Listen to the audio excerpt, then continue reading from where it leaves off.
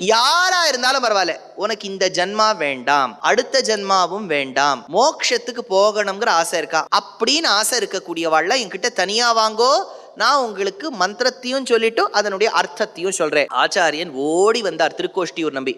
நான் உங்ககிட்ட சொன்னேன் ராமானுஜா, சிஷ்யனை பரிசோதித்து விட்டு நீ இந்த அர்த்த விசேஷங்கள் சொல்லணும். யாரெல்லாம் ஆசை இருக்கோ வாங்குவோன்னு சொல்லிடாதே அப்படின்னு சொல்லக்கூடாதுன்னு சொன்னேனா இல்லையா?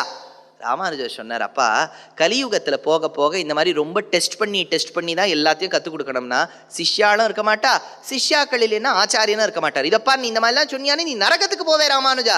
அப்போ ராமானுஜர் சொன்னாராம், இத்துணை பேர் நல்ல விஷயங்கள் கேட்டு வைகுண்டத்துக்கு போனா நான் ஒருவன் நரக்கத்துக்கு போனா தப்பே கிடையாதுன்னு சொன்னாராம்.